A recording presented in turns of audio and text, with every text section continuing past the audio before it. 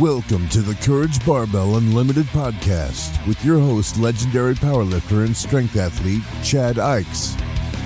For most, the journey of strength starts in the gym, but should inevitably expand through all aspects of life. Join us as we discuss all things strength. Now, here's your host, Chad Ikes.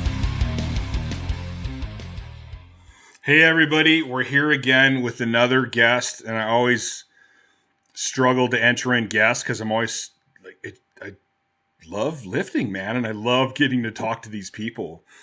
And I'm going to tell you one quick story. When I did my first APF Nationals, I got to see and meet Ed Russ, who's become a friend of mine, and I saw him do a 1,000-pound squat, which is one of the first 1,000-pound squats I ever seen. And he literally sat in the hole where I was like, oh shit. And then just popped it right up. And I was like, oh my God, to this day, that's still one of the most amazing squats I've ever seen. I happened to be at the Women's Pro-Am this year.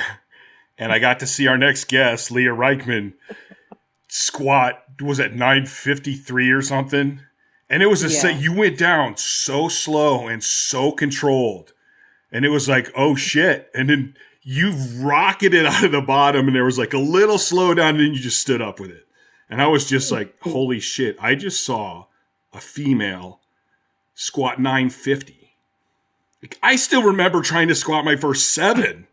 I'm like, holy shit, that was incredible. So today we have Leah Reichman, who's just an unbelievable, we were talking a little bit before the show, and I'm like, you're a 1%. No, wait a minute. No one's ever done what you've done. Yeah. You're literally funny. The only one. Yeah. I know when you the more you say it, it's just oh yeah. I'm the only one that's done that. Yeah. Isn't it though? When we do it ourselves, we don't really, I never placed, I did it. My teams used to pick on me because they're like, you do a world record and you celebrate for 5 seconds. I go, yeah, that's about right. And then I go, oh, I can do more. I did. How did it look? And I'm critiquing it. And my teammates are like, dude, you can celebrate for a while. It's okay. And I'm like, no, I can do more. And I never really stop and think about, what are other people thinking about this? Or how should I be thinking about this? And it's yeah, that's I kind of had that moment too, at the meet, because I wanted it to be a good lift, and I got one red light, and I remember looking at Laura and I'm like, should we rescind that squat, that record? I feel like I should give it back. I don't know. She's like, absolutely not. She's like, that was a good squat, because I'm thinking, I got to get 3 whites. Yeah.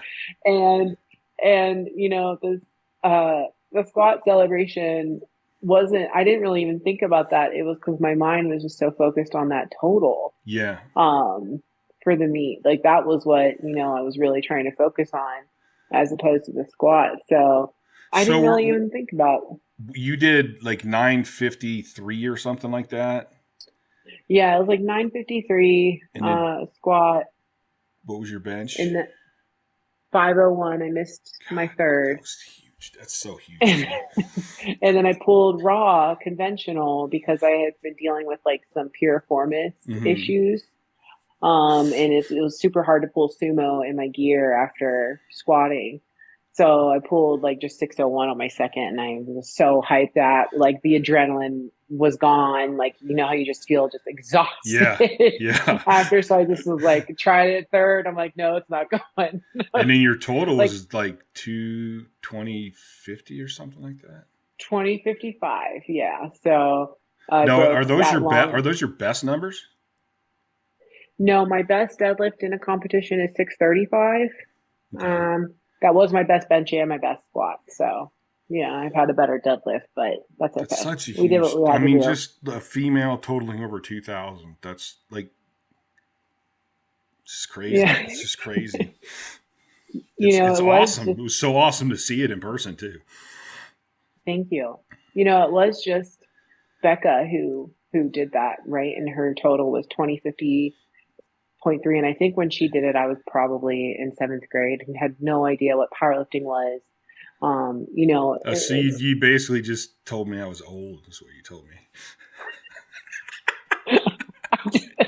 Sorry. Well, wait, 2005. Wait, no. So 2005, I was a sophomore. Okay, that's a A little better. sophomore. Yeah, so I was a sophomore. I had no idea what powerlifting was. And honestly, I didn't know who Becca was until after my first raw USPA meet that people were like, you should just do it, see what it's about. And you kind of after you do that meet, you get that itch, right? Yeah. So I'm like, I really like to squat. So I'm like, I want to know who the strongest ever is because I'm going to beat her one day. I love that. And that, my squat was only 375 pounds Mm-hmm. raw. And I was like, I'm going to beat her one day.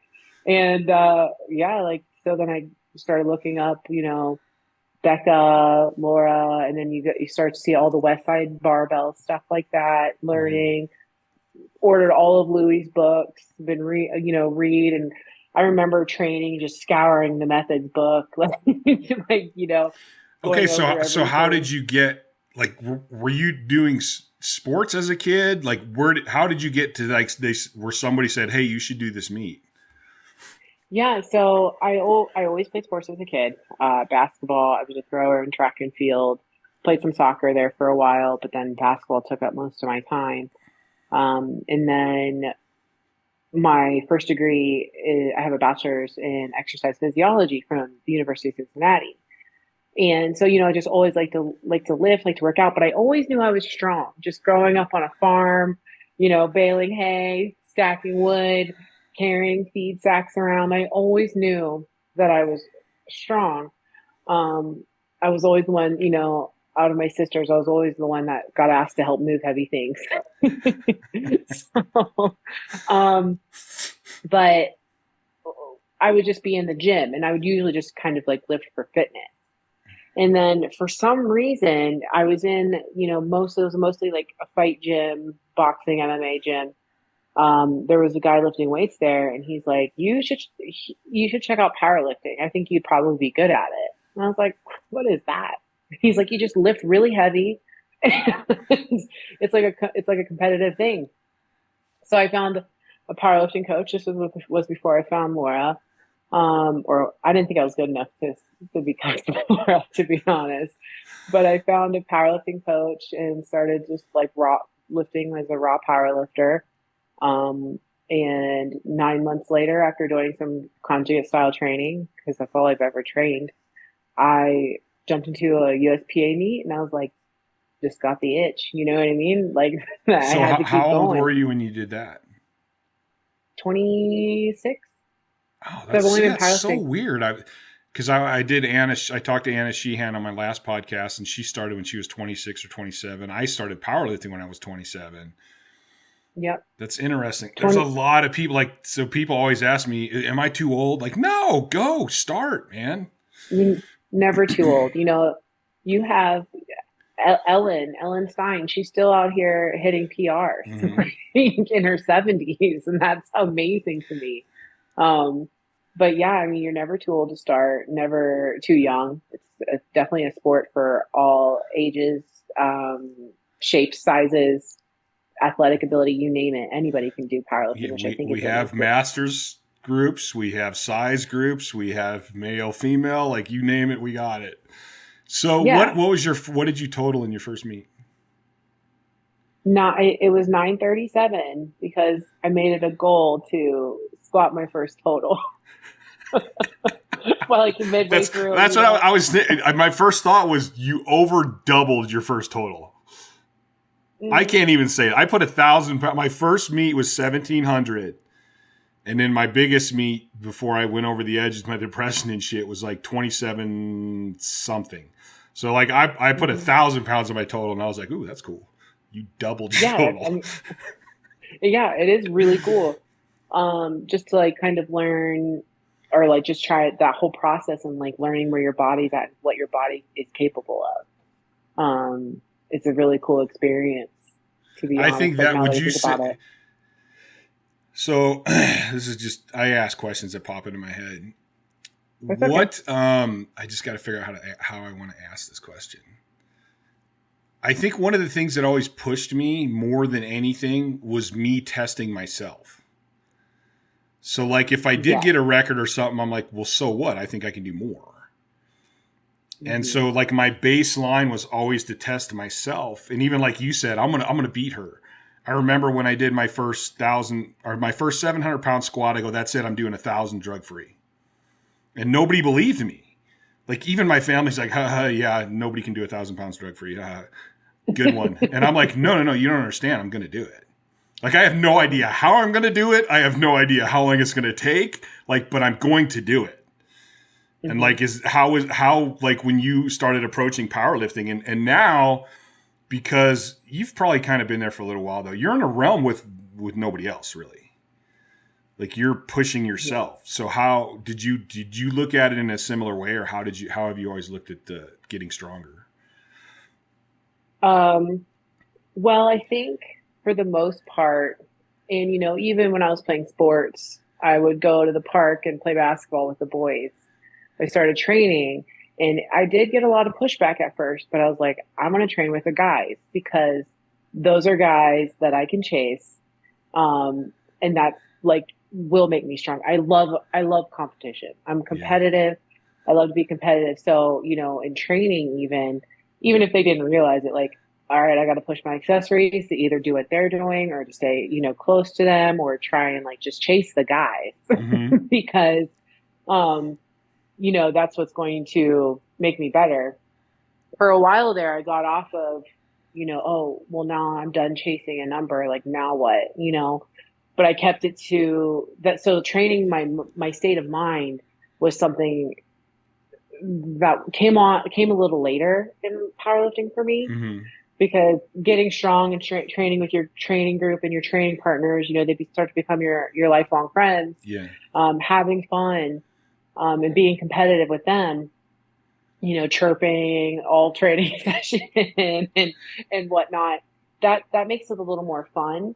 And you realize that you are getting stronger. But whenever you start to get in your head, like, oh, I've just done something that I've never done before, or nobody's ever done before. That's whenever I had to learn how to train mentally a little more as well, which I think we were talking about, that competitive edge, or how we can get a little depressed even just thinking about it in training. So that came a little later. I think probably just a year or two ago. Mm-hmm. Was learning how to really just dial it in mentally. I think it's something that a lot of people forget to do, especially strength athletes, because we're so used to let's just go out and just sling weights, right? Like, yes. Let's just go have fun. But when you start to get it at that top level, like, it's just you, and all eyes are on you. And that don't get me wrong, like, it's cool to have that crowd, but it's also like, for me, I'm like, I can't let these people down. Like, they're here to see me do something huge. Yeah. No, I know that feeling. Yeah. That's interesting though, because I do agree that the mental side is so, it becomes huge. Like when you first start, and we talked about this a little bit before we went on record, when you first start lifting, you can get away with a lot of shit and you're still going to do good. And that's actually good for you. Like I think you can take young kids and overtrain them a little bit, because it's going to help their tendon and ligament strength, and it's going to help them mentally. But as you keep mm-hmm. going and keep progressing, I think the mental end of it becomes that much more important. Even to the point that I've told this story a bunch of times, but the hardest thing I ever did to become a world-class lifter was not training as much. That was hard. Going into the gym and beating the crap out of myself is easy. I can't brag about it because for me, it's easy. Going in there and training till I'm exhausted and I'm laying on the ground in a pool of sweat, that's easy. Not going to the gym is difficult. But I had to train my mind to go, listen, why am I doing this? And I had a lot of reasons, a lot of past reasons why I needed to go to the gym every day. Mm-hmm. And eventually I had to work on those I had to go inside myself and work on those, which was super tough, super hard. I mean, that, and how I was able to do that is I went, wait a minute, Chad, you think you're such a badass, tough lifter. Well, how tough are you? Are you tough enough to figure out why you need to do this? Are you tough enough to not go to the gym every day so that you can be a better power lifter? And so I kind of had to flip the switch on myself, where I think a lot of lifters get in that mode of just go lift heavy and go pound the weights. And like, the harder I train, the tougher I am. And it's like, well, no, you actually like doing that. Like, I know you like doing it because I like doing it. Like, if you're really tough, you're going to go, wait a minute, what's going to get me the biggest number? Right. And so this brings me to a question I've been asking because I'm doing a lot of research. I really, my passion is wanting to help people keep their minds healthy and stay out of depression and stay out of all these states. And one of the things I always bring up is I go, okay, listen, if you're training so bad that you're going into some sort of depression, or you're starting to question yourself, or you're getting lots of weird injuries, then how are you competing at your best? In any other sport in the world, they look at the mental side of it. They actually have psychologists to go, we need you to be as positive on the field as possible. But strength athletes will beat themselves up so bad that they're suffering from depression going into a competition. And I'm like, if your brain is not right, how are you lifting your best? So here's my question. If, say you're training your 4 days a week now, if you could train 2 days a week, maintain your strength, or get stronger, would you do that? Yeah. You're the first one that said yes. Thank you. Finally. Literally the first one that's, and I mean, it was funny. Like Luke Edwards goes, I don't remember exactly what he said, but it was something like, I know it's not the smartest, but no, I would not do that. Like, I need to train every day, or as much as he does. To me, yes, because I think that there are so many other things that I could find myself doing, just giving myself more time to go on walks or, some hobbies that I enjoy, like baking or something. I could find other things, but I think that it has been so ingrained in our heads that we have to be training hard all the time. I like to exercise, but there are just so many other ways to exercise. Maybe I would do some yoga. Like maybe I would, start doing more cardio or something, just be more of an athlete again, to get back to my roots, because you get away from that when you start to strength train. You get away from being athletic. Like, sure, you still should be doing, your explosive training, your speed work, all of that stuff. We would do box jumps and everything, but you get heavier, you gain weight, your jumping is not what it used to be and stuff like that. So yeah, I think that I would be able to not be in the gym, 4 or 5 days a week and find other ways. Which is kind of what I've been trying to do now. Like, I still go, but I also am trying to find other ways to train my body to make sure that I still feel good. I think that brings up a couple points. First is, because I played football in high school, but my senior year I learned I wasn't really that kind of team sport guy. I actually had it once I got a powerlifting team. I'm like, okay, I'm not as against teams anymore. But I threw the shot put, and I always moved, and I always hiked, and I always did all this stuff. And I look back at my powerlifting career now, and I go, holy shit. Like, I know my best numbers were near the end. I go, but I think I could have done a whole lot better. I go, because when I first started, like, I was PRing all the time, and I felt great. And I continued to move. And even for a super heavyweight in my era, there's guys that couldn't walk through the airport without taking a rest. Like, I was still and this, I laugh with Dave Tate because I go, dude, you find me a 380-pound guy in my shape. Like, good luck. I'm like, dude, Chad, what you just said is so stupid. Like, I'm in shape for my weight. But I started thinking back, and I'm like, God damn it. Like, I should have trained less and did more stuff that kept me moving. And even now, most of the people I train, I'll get small groups. Like when my football players are back from their seasons, I'll get a group and stuff. And I'm like, I need to make these guys go throw the baseball. Like that's their training session. Go throw the baseball for 45 minutes. Mm-hmm. Because powerlifters get to where they can't move, and that's not good for you. Like you'll never convince me that that's good for you. And then again, like I said, they can't go in and squat or bench. They have to roll around on the floor for 45 fucking minutes. And I'm like, I'm 50 years old. I'll have 30 minutes. And I'm like, cool, I'm going to go bench.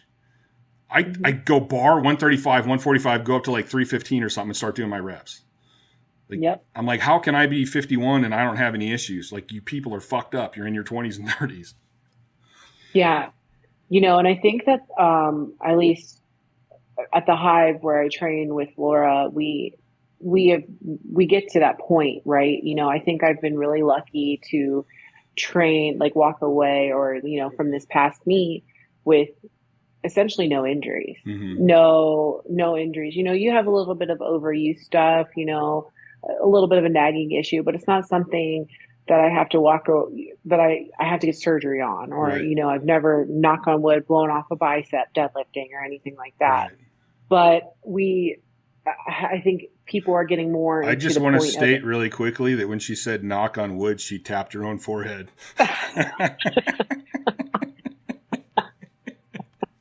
Yeah. I don't have any wood near me. This is it. But I actually trained with someone, her name is Sarah Buckley, and she incorporates more mobility, joint movement stuff into her conjugate style training. Mm-hmm. And she programs for that as well. And I think that honestly, because why not train your entire body to be strong? That includes your joints, your tendons, your ligaments, that a lot of people want to forget. Right. People are like, why, when I program for clients, they're like, why am I doing this high rep stuff at the end? I'm like, it's blood flow, it's recovery. Like, like this is the stuff that we need to keep healthy, to keep our joints and tendons healthy. And yeah, it is easy for people to get away from being mobile, right? Yes. Stretching sucks. Oh, nobody likes horrible. To really stretch. I hate it. Nobody likes to warm up. Yeah. Exactly. Because it hurts, right? It hurts. But once we do it, we're like, oh, wow, I feel like a different person. Like my low back doesn't feel as tight anymore. I say that all the time. I go, when I lay down to stretch, I fucking hate it. And then afterwards, I'm like, I feel pretty good though. Yeah, you feel great. Or like, you do some of self-manipulation stuff. Like I use a lacrosse ball all the time in my traps and shoulders, and it hurts, but I'm like, wow, I feel so good. And then think about kind of what you said earlier, and you I think you nailed it right on the head. Like I would train less with the heavy stuff because then I would have more time to do all this other stuff. I mean, if you're in a gym for 2 or 3 hours, 5 or 6 days a week, when the hell do you fit any of this other stuff in? That's a part-time Like it's job. hard. It's hard to find time to do rotator cuff work when you're in the gym that much. Exactly. So why not do less time training heavy, especially? And this is not. I really tend to speak from the perspective of mid to high level athletes. Yes. And not for beginners. And every now and then I go, oh shit, what if some beginner's going to try to train once a week or something? I'm like, oh god damn. Like, no, when you begin, this is a progression. But what I want to do is I want to make that beginner aware of, hey, listen, don't get wrapped up in I have to train all this time, because as you get stronger, you're going to need more time to recover because of the stress you're putting on your body, because of the stress you're putting on all your systems, because your technique got better so you can push your body farther, because your central nervous system is now recruiting more muscle fibers. There's all these reasons why you need more rest. But there's this idea that, well, no, I'm training my body to recover faster and so I can train more. And it's like, it doesn't really work that way. It works that way with an aerobic activity like running, or even kind of CrossFit to some extent. Like if you're talking about lighter weights, and you want to go further, you can train your body to do that. But when it comes to pure strength, it's not going to happen. Yeah, I definitely think you have to be a higher level athlete to be able to get away with training less, like not training heavy all the Yeah. time. Because, so if you're an 18, 19, early 20-year-old listening to this, disregard this Yeah. part, Yeah. because you guys need to be training heavy, because those younger athletes, like we talked about before, do not have that muscle maturity Yeah. yet. When you've been lifting like this for 5, 7 years, it's a different story. You because you've trained not just your muscular system, your skeletal system. Of course, as weird as that is to say, your bones get a little more dense Mm-hmm. training, training heavy, as well as your neuromuscular system as well. Mm-hmm. We've talked about that. People are like, "Oh, my CNS is fried," and it's just like, is it though? Is it really fried? Do you even know what that means? When people are like, I need a deload, my CNS is fried. And it's just like, I don't know if you know what that means. Yeah, I think a lot of the younger people don't because they've never been through it. And I'm the same way. Like I lifted in my basement in high school when I started, or birthdays, Christmas. All I wanted was lifting equipment. That's all I ever asked for. And so I built this gym in my basement. And at the time, huge Tom Platz fan, which is funny because I just heard him say something I'd never heard him say before. So I'm like, you gotta go crazy. Like if I could walk up the stairs, then I would go back down and squat again. Like if I literally had to stop and sit on the stairs, and I'm like, okay, my training's done. And I thought I was such a badass, and I pushed myself so hard. And it wasn't until I became a world-class powerlifter that I went, dude, those training sessions were nothing. Like I had no idea how to push my body, and now I can push my body.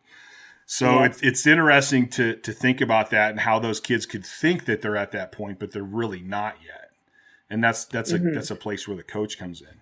But I recently in my delving back into strength training recently, I actually found a tape of Tom Platz going, yeah, I only squatted twice a month. He's like, when I squatted, it was intense. So he's like, there's no way I could do more than twice a month and recover from that. He goes, it was just way too much. And I'm like, as a kid, I probably heard that and completely ignored it because that's not what I wanted to hear. I wanted to hear, no, you need to squat twice a week for 9 hours each time.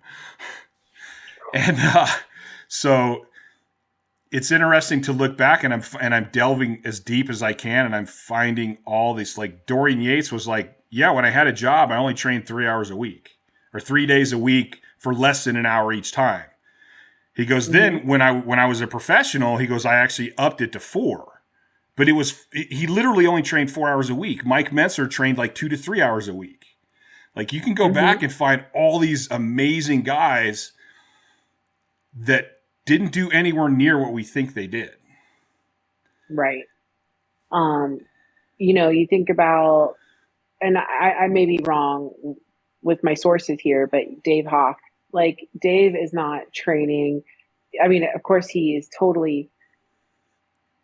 just a genetic freak in his own sense. Yes. But and he's been doing it for a long time.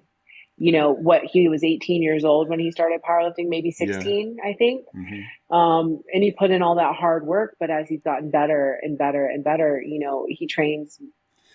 I think unless he's just getting ready for a meet, I think that he just kind of maintains but he's not putting in all this hard work year round. Somehow we had never met, and he was judging at the program, and I got to talk to him, and I need to call him and get him on this podcast because I was talking to Tate one time, and Tate's like, that like Hoff kind of did what you did, because I was training less than anybody at the time I was competing, like to the point people would make fun of it, and I'm like, but I beat you. Like, what are you making fun of? Why aren't you listening to me? But he goes, Hoff did kind of what you were doing, and he goes, he took it to a whole different level. And I'm like, ooh, that's interesting. I need to talk to him. So I need to try to get him on. But yeah, I've heard he doesn't do anywhere near what people think he does. Yet he's consistently totaling over 3,000 pounds. Yep. And then that was funny even with me, as people like my team would get pissed off because people would be bagging on how much I train. And I'm like, dude, who cares? Like, they can't fathom it. So to me, it's kind of a compliment. But then I would always call up and talk to that person. And I'm like, dude, just let me do your training for a few months and see what, that wouldn't work for me. It won't work for me. And I'm like, have you ever tried backing off? Like, you're beat to shit. You're torn up. I mean, there's guys from my day who, like, guys that would wear their briefs because they couldn't mow their lawn without their hips hurting. So they'd put their briefs on to mow their lawn. And I'm like, you don't think you're doing too much? Like, you don't, how does this not register? Like, you're just beating the shit out of yourself. I cannot imagine trying to waddle around the lawn while mowing it in my brief. In my schooling. And I'm like, so you think you're squatting your best when you can't even mow your lawn? Yeah. No, like that, to me, I mean, there is, people, and so I get it too. Some people, like, they say it's not like the best thing. Like, well, I know I shouldn't be doing this, but I have to train. But I just, to take it to that next level, I think that, the heavier weights that you carry and you handle, you have to be able to recover.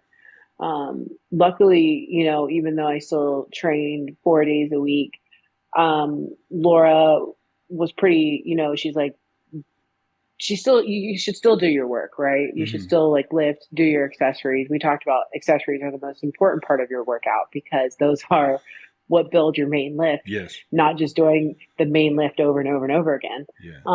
But you need to do your accessories. But luckily, I had that freedom too. And she was always willing for feedback, like do it, listen to your body, do what feels good. And like, that's what we did. And like, she was always willing to, like, we worked together when it came to that, to figure out like what's best for me. So I was really lucky to have a good coach, to have a good coach in that regard too.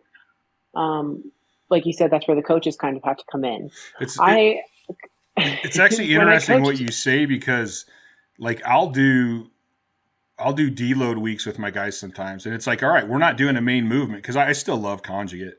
I go, we're not doing a main movement next week. All you're going to do is come in and do your accessory work.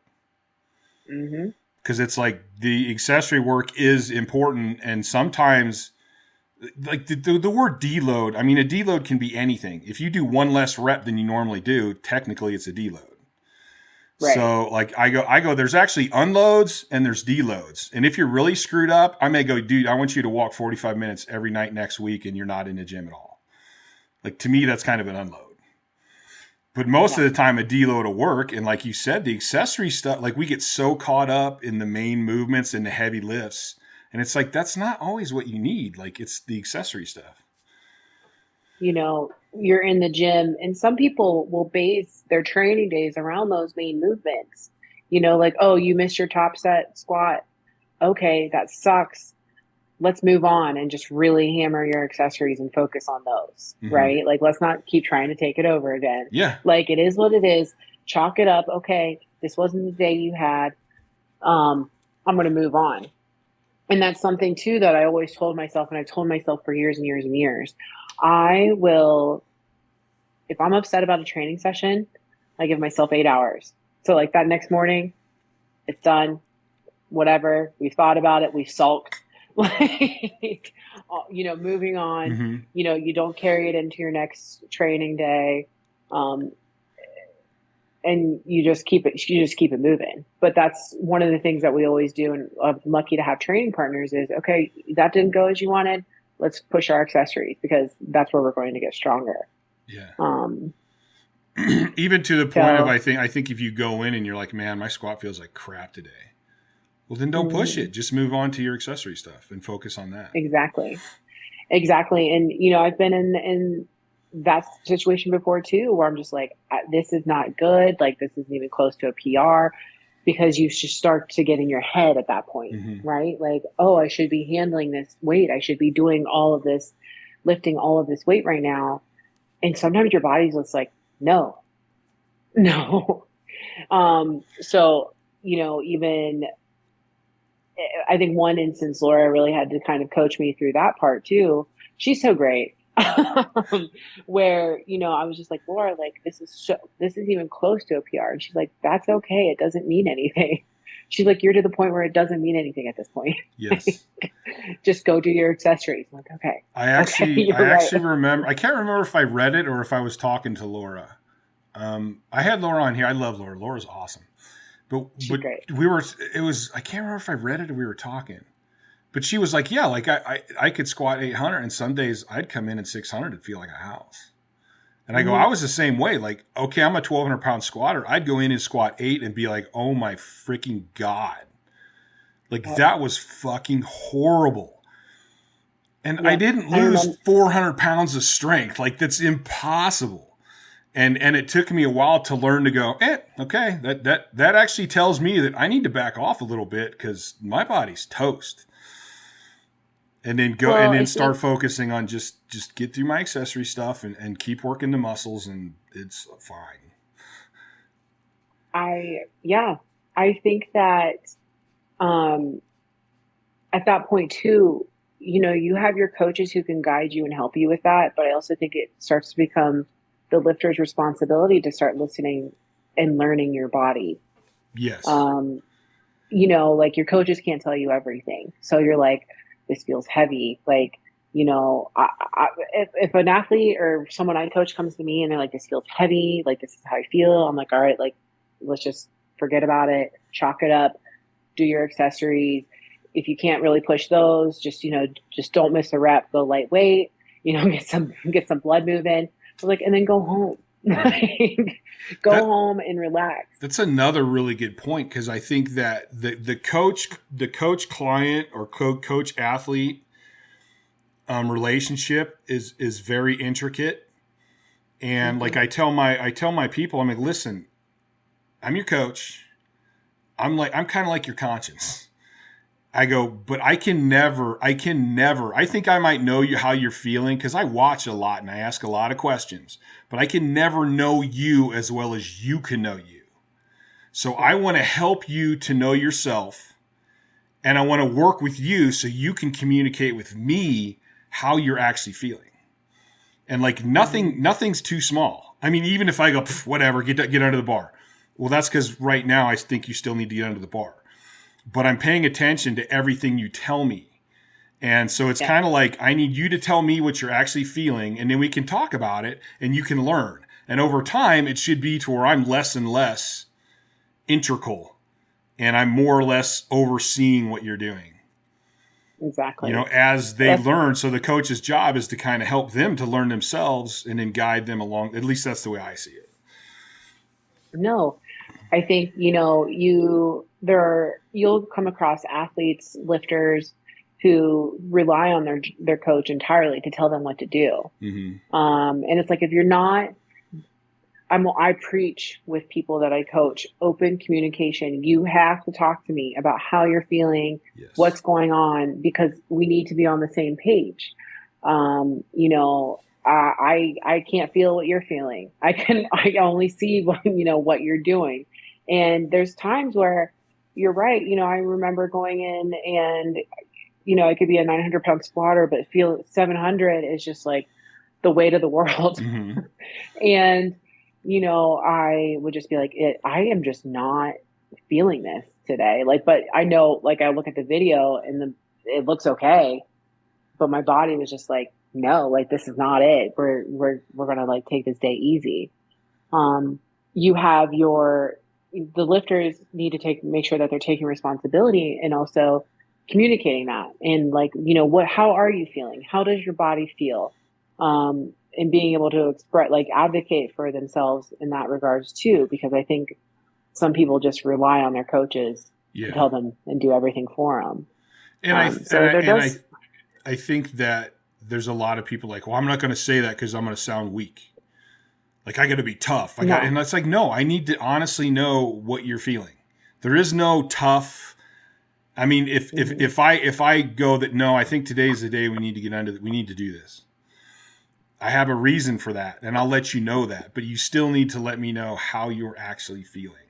And you just gave me another awesome thought about overtraining.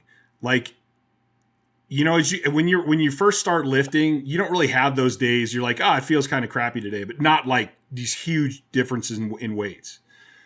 Right. So if that happens as you get better, like if you can actually realize that that's happening and not think you can overtrain, that's just not logical at all. I mean, that is a sign of how easy it is to overtrain when you get that strong and that prominent. Because if you're like that big a squatter and 200 or 300 pounds feels horrible one day, there's something, your central nervous system and shit is overloaded and cannot keep up. I agree. Absolutely.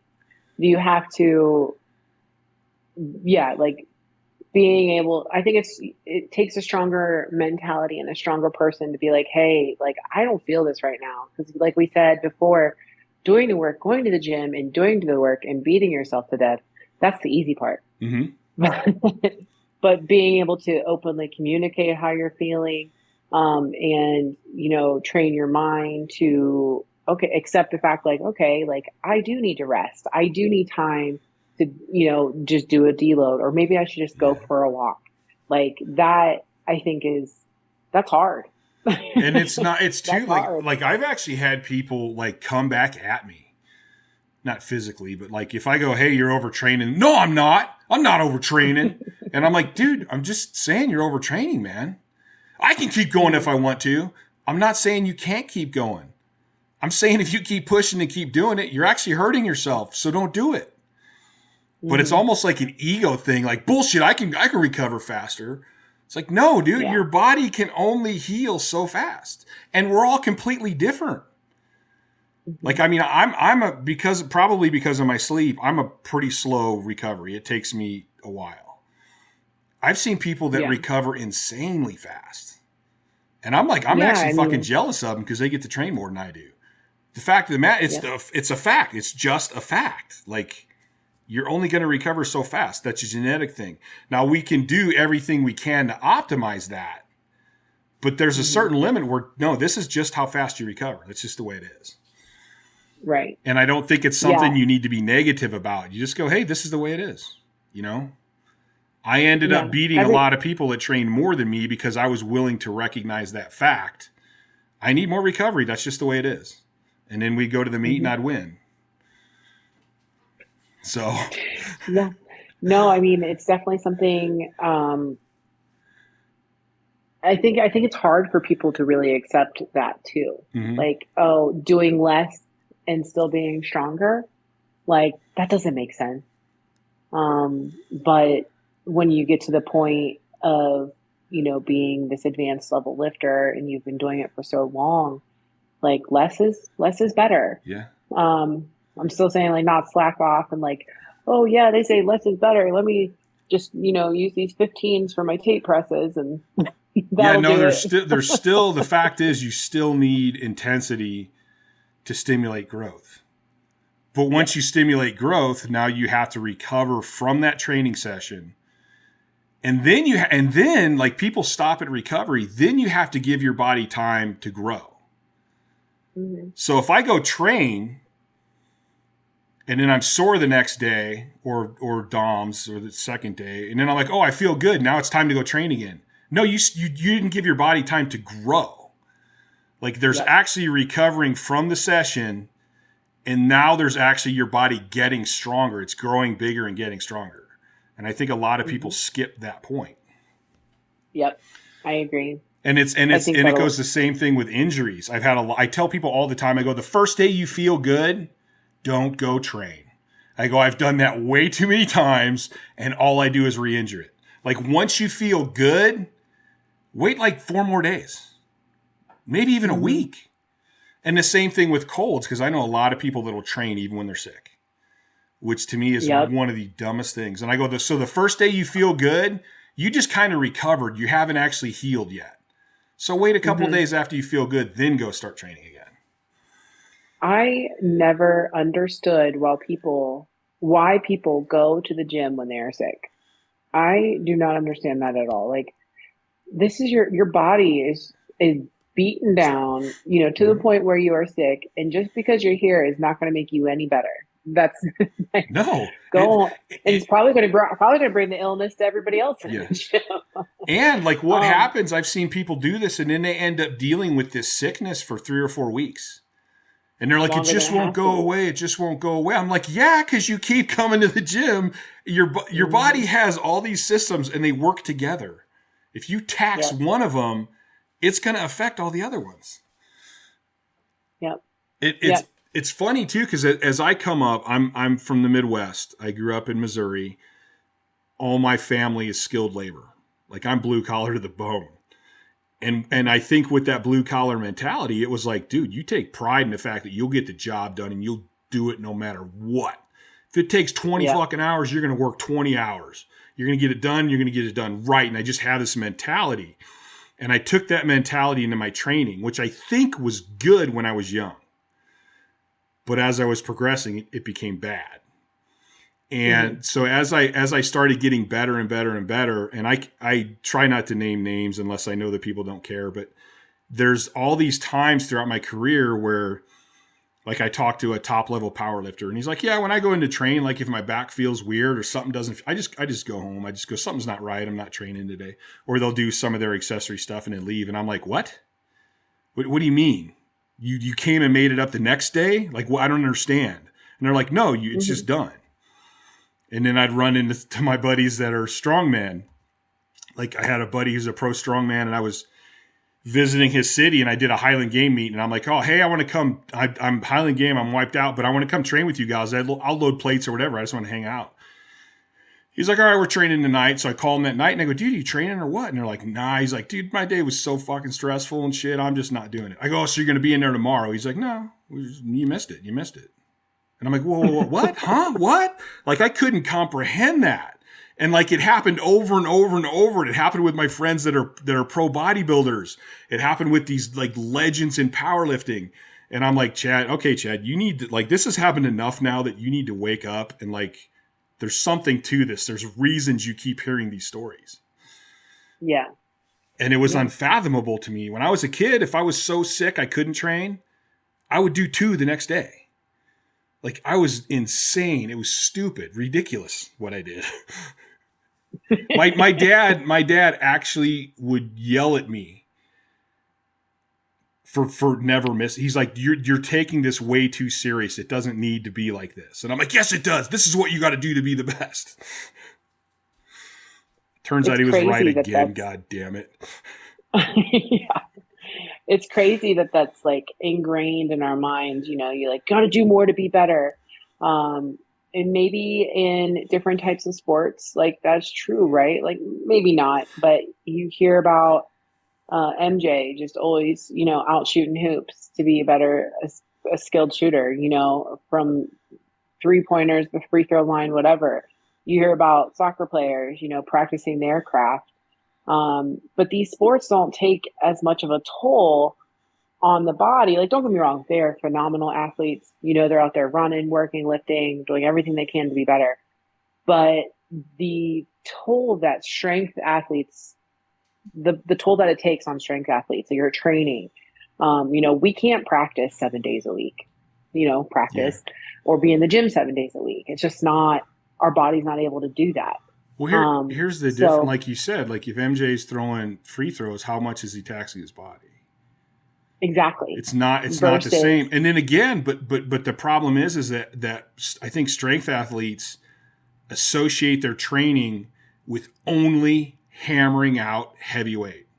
And like we were just talking about earlier, what about going in and doing some yoga? What about going in and doing some mobility? What about going in and doing stretching? What about having, and I've been thinking about this lately because when I first started backing off to be better at powerlifting, I'm like, how I need to be in the gym more. Like I have to be in the gym more. That was how I started doing recovery sessions. And it was specifically to trick my brain into thinking I was at the gym. I was still putting a Band-Aid on a shark bite. Like I wasn't fixing my actual problems, but I was trying to make it better. And even now that I'm doing some experimenting with some of my clients, because I've talked to them enough that they're like, no, shut up. I believe you. Let's try it. I'm like, there's a lot of other things. I have a list on my phone. Like you could come in and do rotator cuff work. You could come in and do neck work. You could come in and do wrist work. You could come in and work on flexibility and mobility. You can go for a walk. Like there's all these different training sessions we could do if we just looked at it as training, but we only look at, well, if it's not heavyweight, then it's not training. No, it is. Like one of the greatest pieces of advice Dave Tate ever gave me is he goes, and this helped me a lot. He goes, if you're doing it to get stronger, then it's training.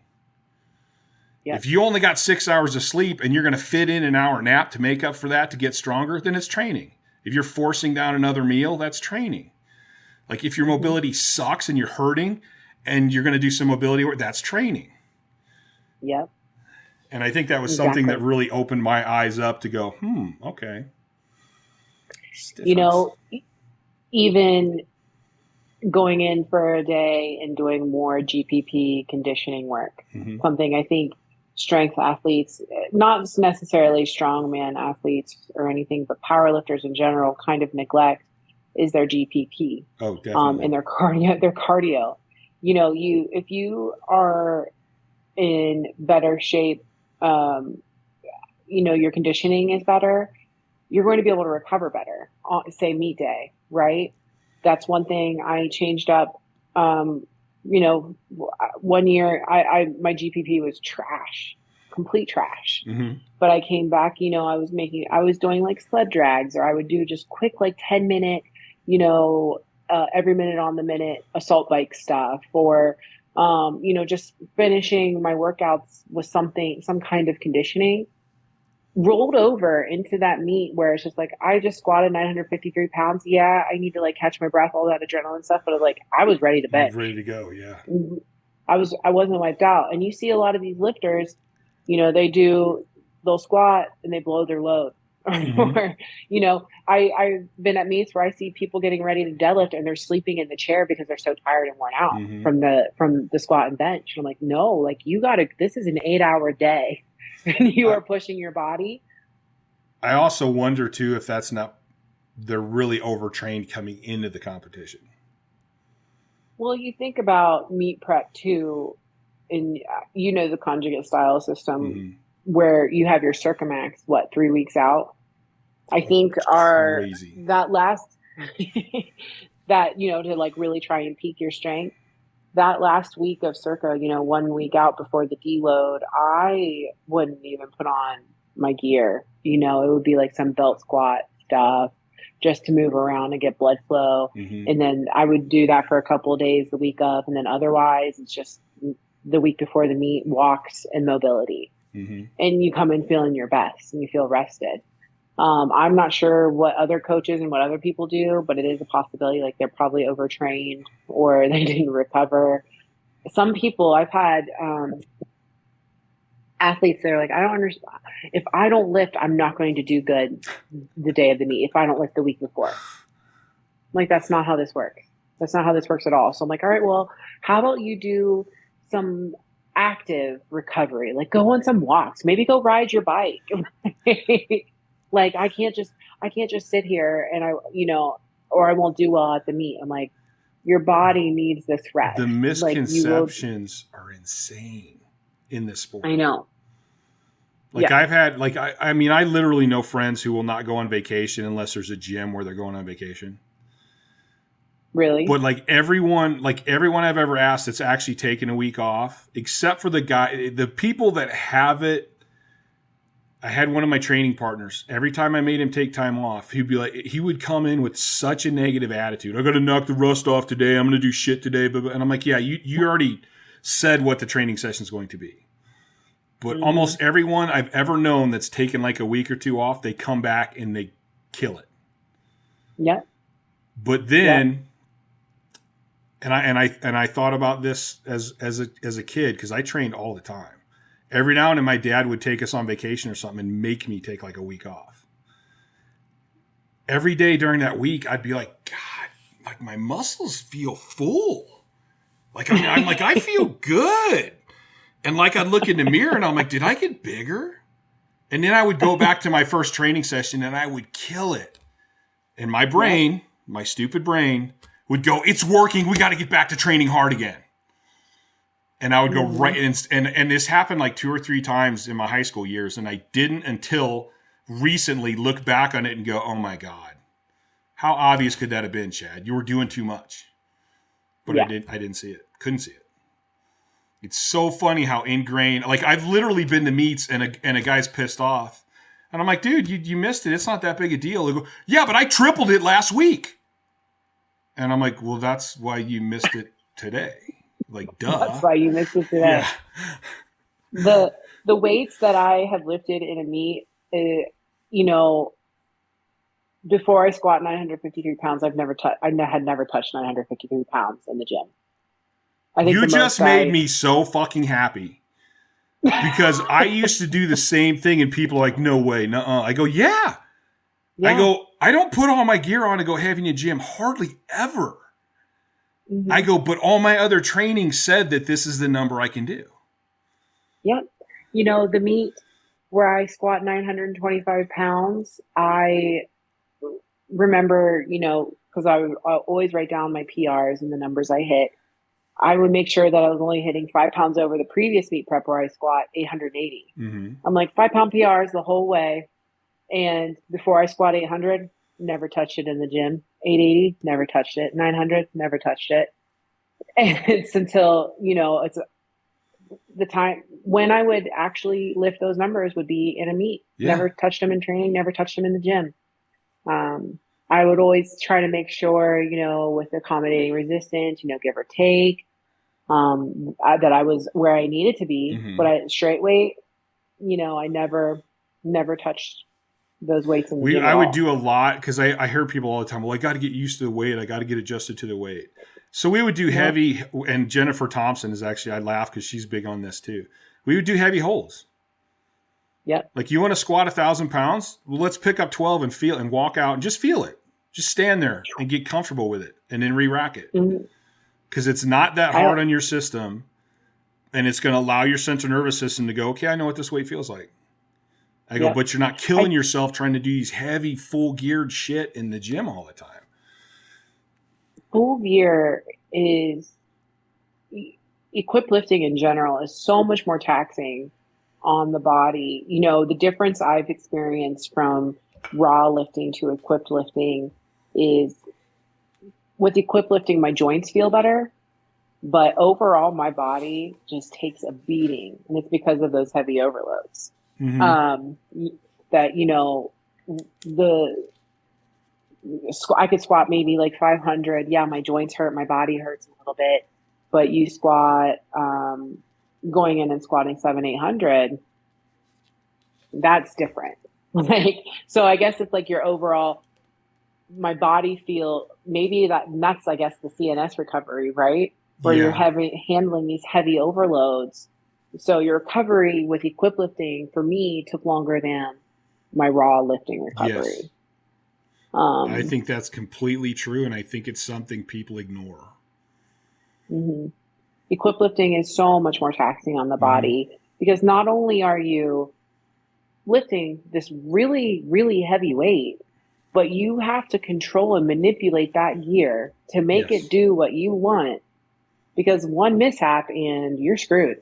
Right? I think people think the opposite. They're like, well, the gear helps. It's like, the gear kind of helps, but it's still your central nervous system doing it. And like you said, gear will, if you didn't have to force yourself back into squat, the gear wouldn't be helping you. Like literally by the essence of it working, you have to fight it the whole time. The whole time. So not only are, you know, you fighting that gear on the way down, but you also have to make sure you stay, you know, for squat, for example, you have to make sure you stay in that same pattern, keeping your chest up, pushing your knees out, trying to you're pulling yourself down. So you're not just letting that weight sink you down. You are actively trying to fight against that gear, pull it down while controlling this weight. It's a totally different ballpark than raw lifting, you know, and I always say in raw lifting, it's easy to muscle fuck, you know, one little thing and it's easy to get it up and you know, you got the lift. And it's, I mean, if you look at it from a physics standpoint, like, okay, so you have the gear on. Well, if you're squatting 200 pounds more and you get an inch out of the groove, well, if you were raw, that'd be 600 pounds. Yep. So that inch out of the groove is only so much. Now, if you do that with 200 more pounds, it basically gets heavier exponentially the further you get out of that groove. So you got to be that much more careful. The equipped squat starts in the pickup. And even if you're a little too far forward and you scoop it out of the mono, that weight doesn't feel right. And you're going to have to work harder, even if you've lifted it before, to make sure that you stay in that groove and you get that lift, and you can't fix it. If you're a little far forward in raw lifting, okay, like you could probably fix it if you knew how to, if you were attuned to doing that. Yeah.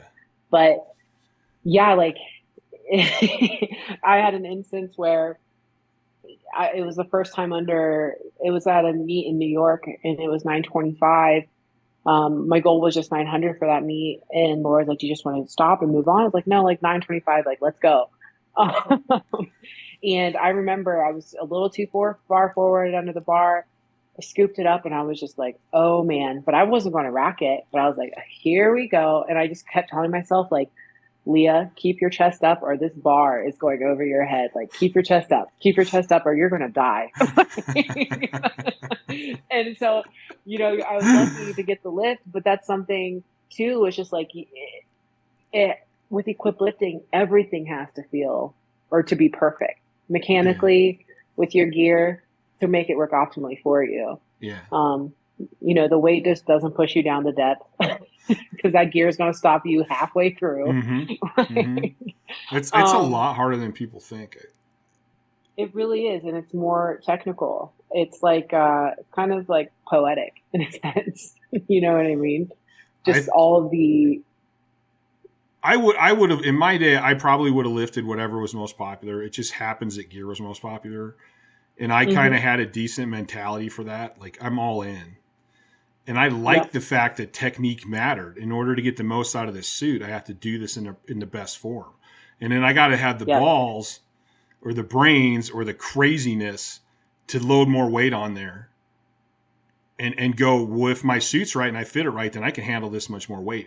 But I got to be ready for that. Yep. It would have been interesting if I was lifting now what I would do, because I might do raw now. But everything's so split now. It's kind of weird. It is a little weird, and I don't understand like the divide, raw versus equipped, or why one hates on the other. I mean, it's all powerlifting at the end of the day. We're all just trying to lift the most weight possible. Yeah. We're still doing the same sport. It's just different variations of it. Exactly. And, I have so much respect for all those raw lifters. And I think it's great, like, what they're doing. Like, I never thought I would see someone deadlift 1,000 pounds, like, or multiple people have been doing that now. Yeah, 1,000. I mean, I remember like when I started, 1,000-pound squat was still huge. Yeah. And it was in shittier gear and in better gear. But like, I'm like, now guys are doing that raw. Like, that's crazy. Amazing. It's crazy. It is. But I think that's, the toll that equip lifting takes on your body versus raw lifting, that's different too. And I think that's something that equip lifters or powerlifters in general should keep in mind. Like, hey, like, you got to give yourself a little more time to recover. Yeah. Especially when you're wearing all this gear. So one of the things, are you familiar with 531 Jim Wendler's programs? Yeah. Do you know, like, with all his high school kids, they max like once a year, and every time they max, they do heavier weight. So that theory of, well, I got to lift heavy to get stronger, it's like, I don't know that that's necessarily true anymore. Because like his kids, he doesn't let them max very often. They're doing some sort of reps or AMRAPs. And then when he does, they do way more than they've done before. I mean, 50, sometimes 100-pound PRs.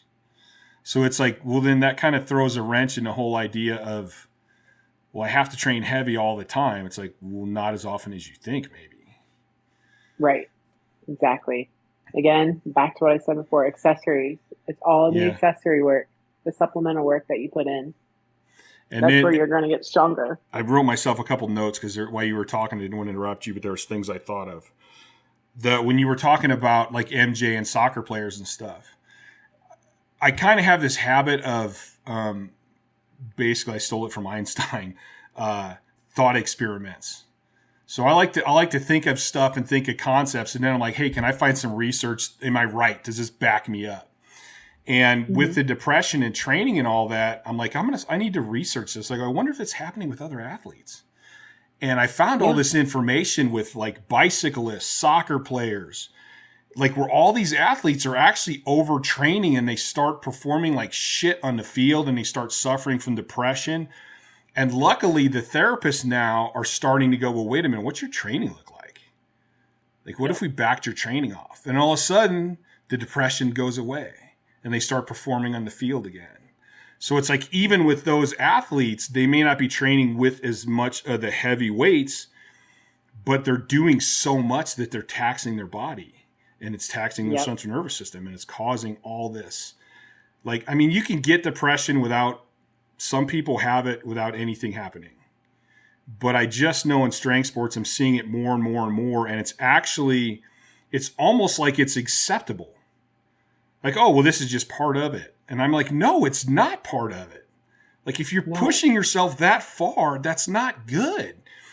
And because of the different systems in our body, like, you can still get stronger, but your head's fucked up. If your head's fucked up, how are you performing at your best? And why? Why? I look back and go, oh my God, like, I have to accept the fact that I caused a lot of the severity of my depression. Like, I actually put myself in a suicidal state. And that's a crappy thought. That's a crappy thought to think that you caused it. I mean, I can go, well, I didn't know. Like, I had to go through it till I realized it. But I look back and go, my God, like, I don't want anyone to go through what I went through. And if I can just get people to kind of listen to me and start thinking about this, maybe I can help them avoid that too. Yeah. You know, it's interesting that more people are using sports psychologists. You know, it's probably something that we should have been doing for a long time, athletes in general. But, you know, I even hear about coaches who still talk to sports psychologists. Yeah. You know, some of the coaches I work with at the high school, you know, they have a sports psychologist, which I get. You're managing a bunch of kids, you're trying to win games. Yeah. So I get it. But I think the psychological part of being an athlete is something that should be talked about a lot more. You know, I've even been talking to some of my friends recently about that. You know, it's just like, how do you mentally prepare for what you're about to do?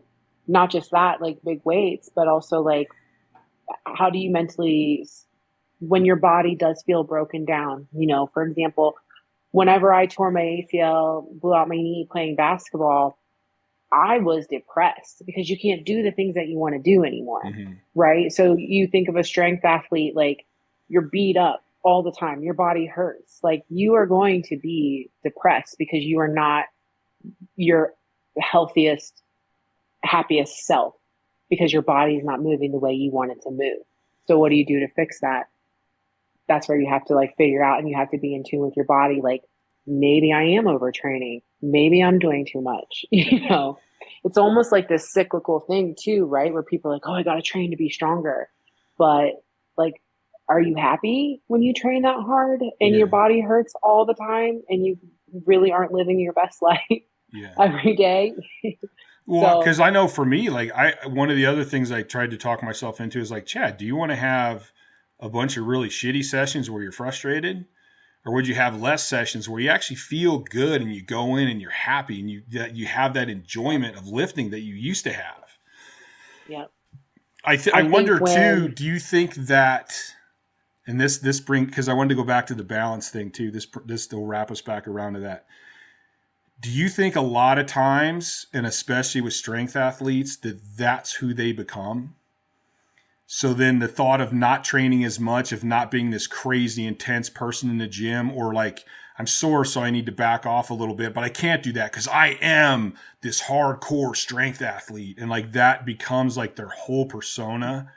And when that fades, and even to the point of, I know some people that were dealing with some depression, and like, going to the gym is what helps, or they perceive it as helping with their depression, when it's actually just making it last longer. And I know I did this too, because I could be in the worst place ever and go to the gym. And I mean, there's times where I was so depressed, like I couldn't talk in the gym because I was afraid I'd bust out in tears. So with my training partners, I would point or grunt or like, we're doing that, you know, and I'd point to something. Yeah. And in reality, it was like that got me away from those feelings for a while. But as soon as I went home, I was right back. So in my mind, it's like, no, lifting's keeping me sane. Well, no, lifting's actually prolonging everything. I firmly believe that physical activity does help with your mental health, you know. But if it's to the point where being in the gym and it's starting to feel like a chore, or, you know, you feel like you're not there 100%, then I think it's only making it worse. Right. So there's finding that balance where, you know, and there's been times where I'm just like, I am exhausted. I've had a terrible day at work. I am not going to the gym today, and I'm sorry. I apologize to my training partner. Sorry, I'm not going to be there, but I need this downtime. Like I don't need to be at the gym right now. I think that some people do make lifting and strength sports their identity, and like you said, like their persona, and there should be more to be a wholeheartedly just happy, living your best life. I think that there should be more than just the gym or training. You know, I think that should be part of it, you know, physical activity, whatever you decide to do, whether it's running, biking, swimming, lifting, that should always be a part of it, but there should always be more to it as well. And I think it's very important to not make sure that the gym is your identity. And, you know, I had some training partners when I started, and they're like, yeah, like, you know, you have to train, like you shouldn't miss a day, blah, blah, blah. So when I first started, I was missing holidays. I was missing birthday parties with family. I was just like, this isn't what I want to be. This isn't who I want to be. These things bring me joy, like seeing my family or spending the holidays with my family. So I had to kind of figure out how to not feel guilty for skipping the gym. But once that's like you did it, and I realized like these are the things that bring me joy outside of, you know, the gym and things that I enjoy doing, I'm going to keep doing more of that. Like, so it's like finding that healthy balance and not making strength sports or just, you know, being a hardcore powerlifter your whole identity, because there's so much more to it than that. I think I totally agree with you. I think there should be more to it. And I've had a lot of discussions about balance, and a lot of lifters, especially the aggressive lifters that have to train all the time, they really want to stick to the point that you got to go. You can't be in balance if you want to be this good. You have to do it. And I'm like, I don't believe that. And I look at balance. I came up with this concept where I look at balance as like the balancing scale, like the scales of justice.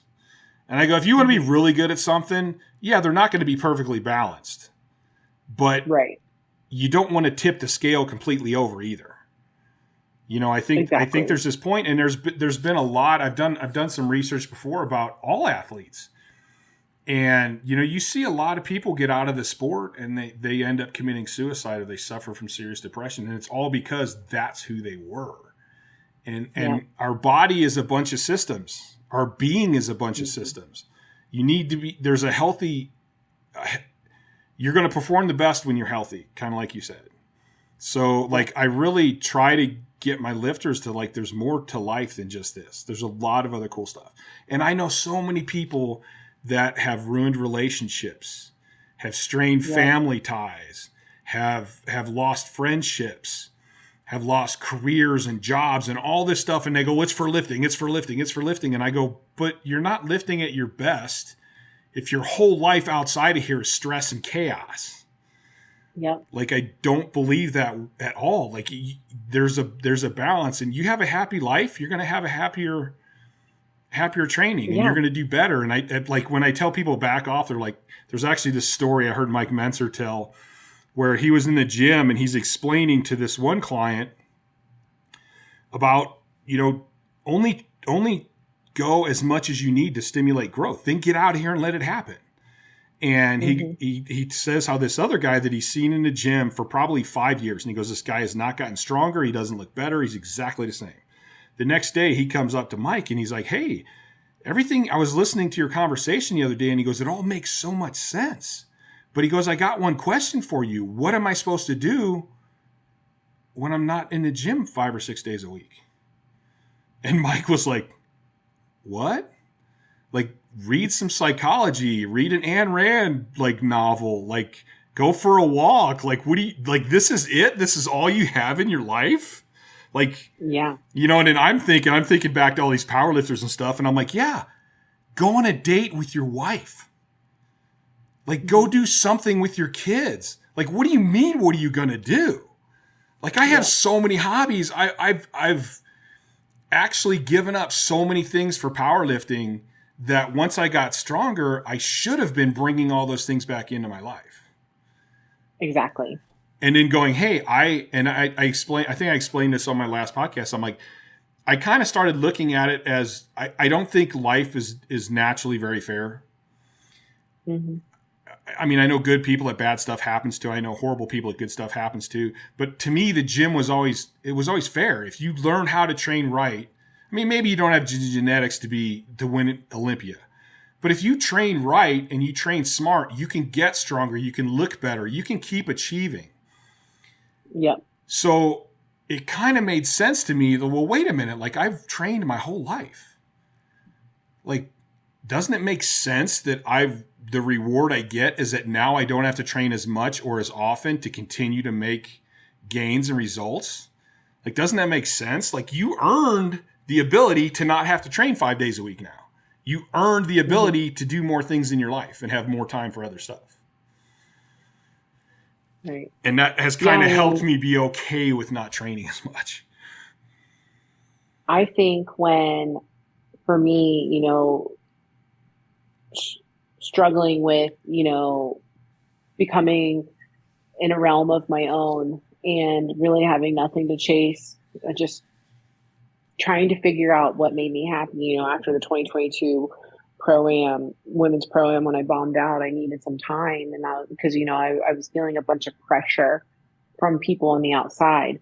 I kind of shut down like social media, wasn't really posting as much as I, you know, was before.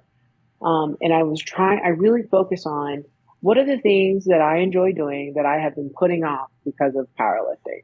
Mm-hmm. And, you know, it's just reading fantasy or, you know, watching anime, just stuff that I didn't always make time for, going for walks, you know, going to farmers markets. Like I told you, I just did this morning, you know, just doing the things that I enjoy doing. I've been spending more time with family. Yeah. Because like, it'll be okay if I miss a training day. It's not going to affect me. But so just whenever I realized and I got back to doing the things that made me happy before I even started powerlifting and doing a little more of that, that's when everything started changing, you know, because mentally up top, I was feeling good and happy. That translated into everything else. Yeah. Like lifting related. So it's definitely something I try to talk to clients about, and especially like the high school kids and stuff. Like, make sure you guys, like, you know, well, they're football players and football makes them happy, and that's great. But it's just like, just make sure you guys are you do the stuff that you enjoy doing, and stick with that. Something that I think a lot of people should remember whenever they're getting to that top level of lifting. You know, it's always going hard, you know, 3, 4, 5 hours a day. It's not it. You just gave me another interesting thought. So like it seems to be really popular right now. Everybody wants to go through a hypertrophy phase, then a low rep phase, and they want a strength phase, and they want all these different phases in their training. Why wouldn't you do that in your life? Right? Like your whole life, all you do is lift, and you want different phases, and you got to go through these different phases and do all this different shit, but your life's exactly the same. Yep. If one worked in one, wouldn't it work in the other? I've always found that all the lessons I learn in life transfer into the gym, and lessons I learn in the gym transfer into life. Absolutely. Absolutely. I would agree with that. I think that the gym has helped me grow to be a better woman, a better person. It's taught me a lot of lessons. It's gotten me through some lessons and like, things too, but definitely there has to be a balance. It's like yin and yang. Mm-hmm. The gym just can't be who you are. Because you're not going to be happy otherwise. That's just my opinion. Yeah. For me, And that was my personal experience. I mean, I think the gym, having done this for I think I've been lifting for 40 years.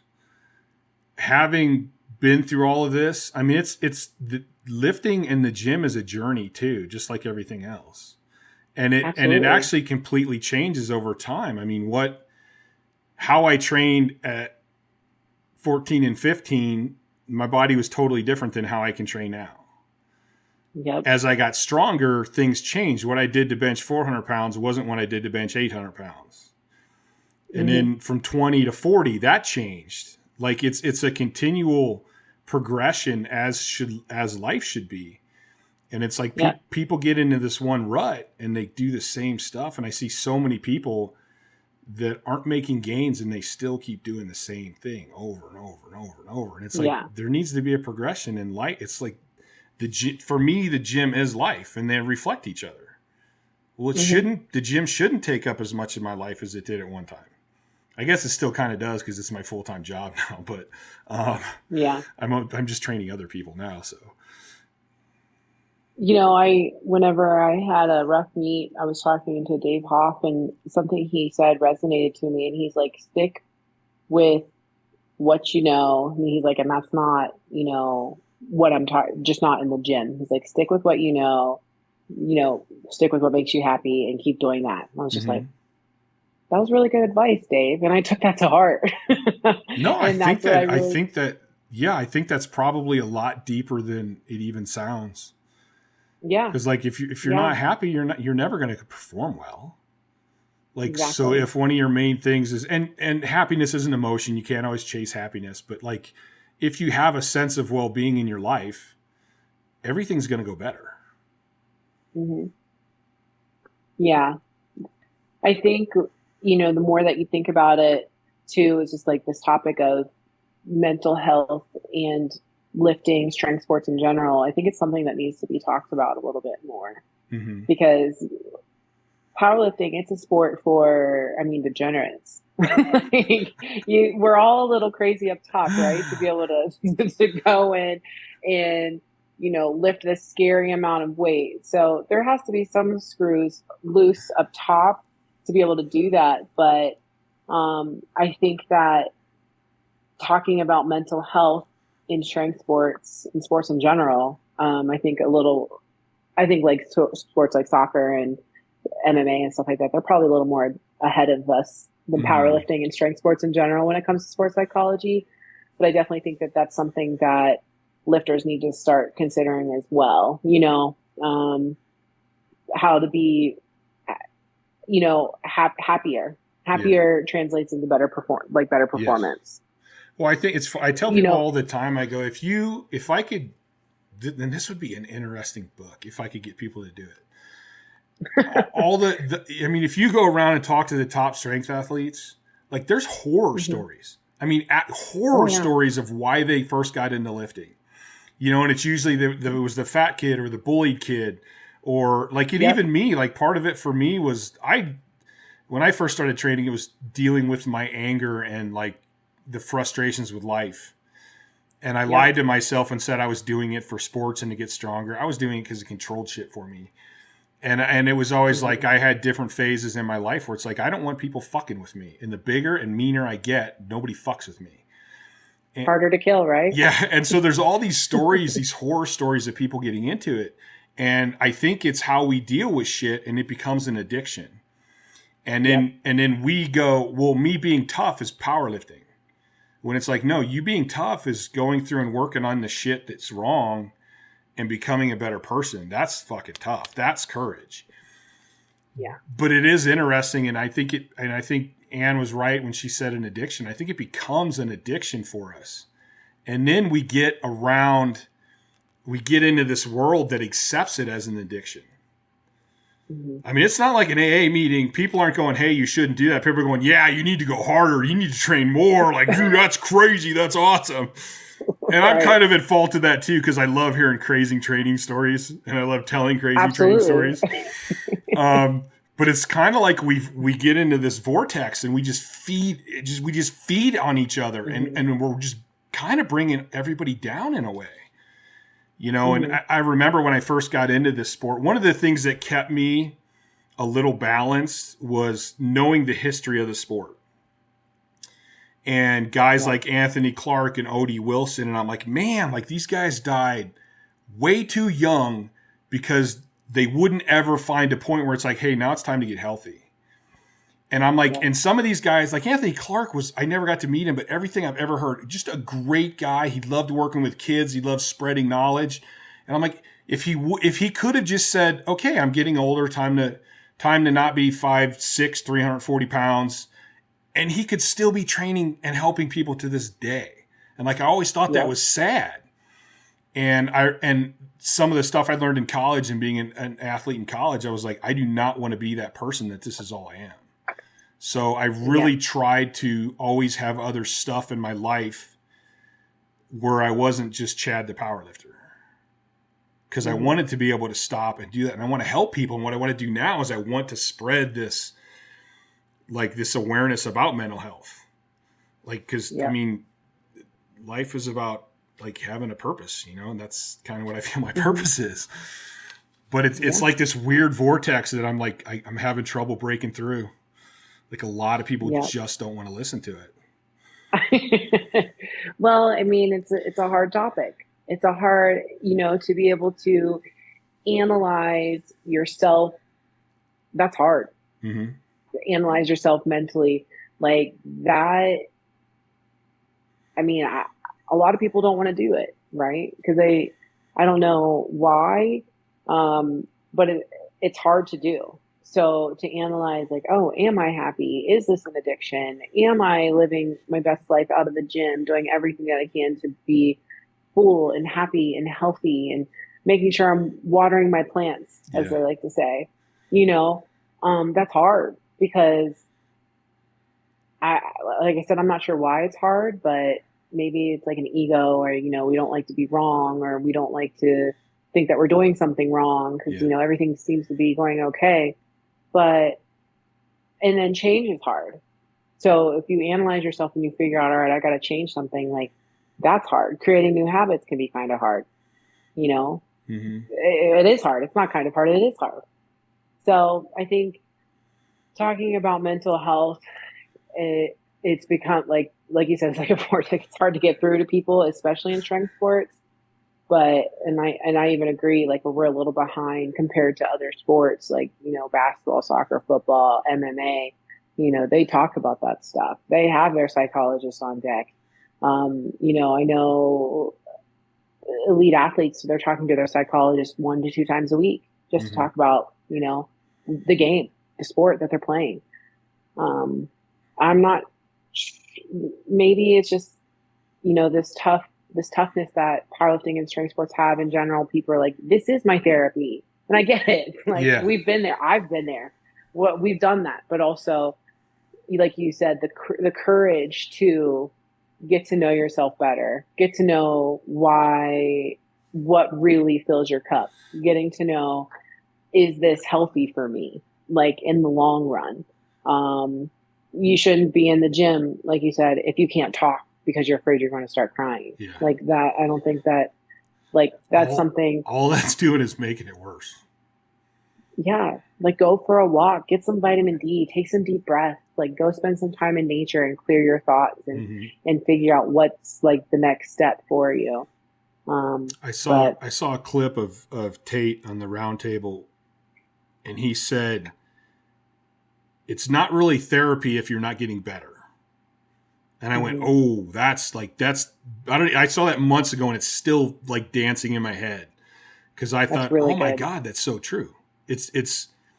And I actually told one of my clients the other day, cause I talk about I try to talk about this stuff a lot with him cause I want him to do the best they can.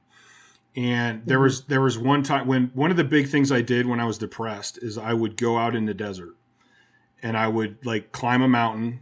Either I'd bring one of my 4-wheel drive vehicles or I'd hike it. And I would just sit on a cliff. And I've sat on a mountain without moving for 6 to 7 hours before. Just listening to the wind and the wildlife. And like, it just, I don't know that it made me better, but it kind of made everything ease up. And I got to thinking at one point, like, okay, well, wait a minute. Is that a crutch or is that a tool? Like, do I have to have that? What if I didn't have that? What would happen? And I'm a little bit of a control freak, and that's why I thought about this. So I said, all right, Chad, let's find out. You're not allowed to go out in the desert for a year. And this is something I do a lot. Like, I go out and go shooting, and my bows, my guns, like I go hiking. I got 4-wheel drive vehicles. Like, I'm in the desert a lot, especially at this time. And I did not go out in the desert for a year. Was it hard? It was hard, but it was okay. Like at the end of the year, I went, all right, it's a tool. It's not, I don't have to have it. I can get by without it, but it's there if I need it. And I go, so it's a tool, not a crutch. I can deal with that. Kind of. And like, that's how the gym should be. It's a tool. Yeah, it should be a tool. Yeah. So if the gym's actually making you worse or not letting you get better, and it's tricky, it's really tricky because you can continue to get stronger. Because that system, the skeletal muscular system, is recovering and is still handling it. But these other systems in your body are not. So, and people are like, well, I'm not overtrained because I'm still getting stronger. Like, well, yeah, look at the rest of your body, though. And are you getting, and because you're getting stronger and you're still making some progress, are you making the progress you could be making? And I think that's one thing where a lot of people in their training, they don't look at it from an efficiency standpoint. Like, I actually want to do as efficient as possible. I want to be in the gym as minimum as possible to get bigger and stronger. Like, I don't need, if I'm in the gym any more than that, I'm slowing a recovery. And even if I'm making gains, I'm not making the gains that I could gain. Yeah. No. Definitely something to think about, and I think dive into a little more. Like I said, I think the psychological aspect and mental health awareness in strength sports is a little behind on the times, but it's good to like it's actually hard to find any real studies that were done with any quality on that kind of stuff. Yeah, I bet it is. And I think definitely something interesting to like think about, now you're like, I think there's a point starting to think about all these things. I think it would be good. Like, let's go to the most extreme version of it. And what we learn at the most extreme version of it will probably help all of these other ends of it. You know, if you can figure out what strength athletes are doing to their brain and their body and how it's affecting them, well, then some of that's happening in other sports too, probably to a lesser level. But I mean, go to the extreme end of it and figure that out and then see what happens. It's really pretty interesting. And I think too that the human body is interesting because we adapt so well. And I think that's a gift and a curse. I mean, like, if you talk to POWs, they kind of get to a point where they just deal with it and it almost becomes normal. And then they have trouble when they get freed because they're like, this is weird. Like, this is what I'm used to. And it's the same, like people that are in horrible relationships, abusive relationships, that becomes normal for them. So I think a lot of times, and I've had with my clients, a lot of my clients will do like an interview when they first start with me. And I'm like, so how do you feel? Do you think you're overtrained? Do you feel good? Do you feel healthy? Do you feel like you're doing, oh yeah, I feel great. I'm doing good. 6 months in, they're like, and I've actually caught them talking to each other. 6 months in, they're like, dude, do you remember when we first started with Chad? And we told them we felt good and everything. And we're like, now we train less than we ever have. We're stronger than we ever have. And I actually feel good. Like I thought I felt good. Mm-hmm. And it's, so we kind of get into this is normal. Like I can live, my sleep's so messed up. I can go quite a while and it still feels normal to me without sleep. Mm-hmm. I can live with depression. I've done it for so much of my life. And it's easy to forget what happiness feels like. It's easy to forget what having a sense of well-being is like. And it's almost like every person I work with, I kind of want to go, hey, you know what? Don't live for 3 months and then let's start. Let's get you back to zero. Let's get you back to equilibrium and see what you feel like. Yeah. Finding that balance, major key. And honestly, I think that's been something that has been a big factor in my success. You know, just 7 years of doing it and being at the top of the sport, like, is to be able to find that balance and keep that balance. That's been huge. So that's how long that's how long you've been competing? 7 years? Yeah. 7 years I was lifting, equip lifting for 5. Damn. So that's pretty amazing. Like you went from a 900-pound total to 2050 in 7 years. Have you ever stopped to think about that? That's more than 100. No. That's more than 100 pounds a year you're putting on your total. I've never thought about it that way. Like, that's impressive as hell.